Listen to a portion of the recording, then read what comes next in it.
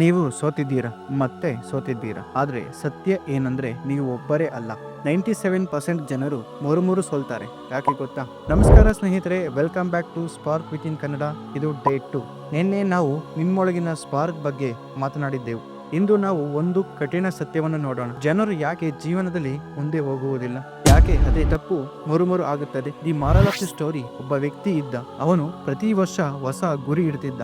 ಈ ವರ್ಷ ನಾನು ಬದಲಾಗ್ತೀನಿ, ಈ ವರ್ಷ ನಾನು ಯಶಸ್ವಿಯಾಗ್ತೀನಿ. ಆದ್ರೆ ವರ್ಷ ಕೊನೆಯಾಗುವಷ್ಟರಲ್ಲಿ ಅದೇ ಜೀವನ, ಅದೇ ಸಮಸ್ಯೆಗಳು, ಅದೇ ಬೇಸರ. ಒಂದು ದಿನ ಅವನು ತನ್ನನ್ನೇ ಕೇಳಿಕೊಂಡ, ನಾನು ಪ್ರಯತ್ನ ಮಾಡ್ತೀನಿ, ಆದ್ರೆ ಯಾಕೆ ಗೆಲ್ಲೋಕೆ ಆಗಲ್ಲ? ಆ ಪ್ರಶ್ನೆಗೆ ಅವನಿಗೆ ಉತ್ತರ ಸಿಕ್ಕಿದ್ದು ಒಂದು ವಾಕ್ಯದಲ್ಲಿ: ನೀನು ಪ್ರಯತ್ನ ಮಾಡ್ತೀಯ, ಆದರೆ ಬದಲಾಗ್ತಿಲ್ಲ. ಜನರು ಆರಂಭ ಮಾಡ್ತಾರೆ, ಆದರೆ ಮುಂದುವರಿಸೋದಿಲ್ಲ. ಮೊದಲನೆಯ ದಿನ ಎನರ್ಜಿ, ಎರಡನೇ ದಿನ ಆಸಕ್ತಿ, ಮೂರನೇ ದಿನ ಬೇಸರ, ನಾಲ್ಕನೇ ದಿನ ಸ್ಟಾಪ್. ಸಕ್ಸಸ್ಗೆ ಟ್ಯಾಲೆಂಟ್ ಬೇಕಿಲ್ಲ, ಕನ್ಸಿಸ್ಟೆನ್ಸಿ ಬೇಕು. ಜನರು ಫಲಿತಾಂಶವನ್ನು ಬೇಗ ಬಯಸುತ್ತಾರೆ.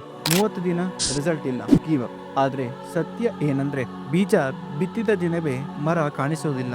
ಜನರು ತಮ್ಮನ್ನೇ ಮೋಸ ಮಾಡಿಕೊಳ್ತಾರೆ. ನಾಳೆ ಶುರು ಮಾಡ್ತೀನಿ, ಇಂದು ನೋಡಿಲ್ಲ, ಸ್ವಲ್ಪ ಸಮಯದ ನಂತರ.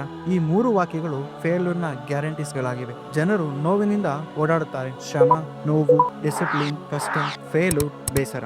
ಆದ್ರೆ ಗೆಲ್ಲುವವರು ಏನ್ ಮಾಡ್ತಾರೆ? ನೋವನ್ನೇ ಟ್ರೈನಿಂಗ್ ಆಗಿ ಬಳಸ್ತಾರೆ. ಸ್ನೇಹಿತರೆ, ಜನರು ಸೋಲೋದು ಯಾಕಂದ್ರೆ ಅವರು ದುರ್ಬಲರು ಅಲ್ಲ, ಅವರು ಆರಾಮದನ್ನ ಬಿಡೋದಕ್ಕೆ ಭಯ ಪಡ್ತಾರೆ. Comfort zone is equal to failure zone. ಸೋಲೋದು ಸಮಸ್ಯೆ ಅಲ್ಲ, ಅದೇ ಸ್ಥಳದಲ್ಲಿ ಉಳಿಯೋದು ಸಮಸ್ಯೆ. ಗೆಲ್ಲುವವರು ವಿಭಿನ್ನರಾಗಿರೋದಿಲ್ಲ, ನಿರಂತರರಾಗಿರುತ್ತಾರೆ. ನೀವು 97% ಜನರಲ್ಲಿರೋದು ಅಥವಾ 3% ಜನರಲ್ಲಿರೋದೇ ನಿಮ್ಮ ನಿರ್ಧಾರ.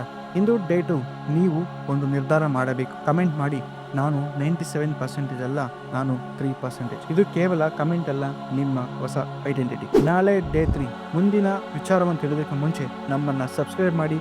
ನಿಮ್ಮ ಸ್ಪಾರ್ಕ್ ಹೊಂದಿಸಬೇಡಿ. Spark with in you, don't quit.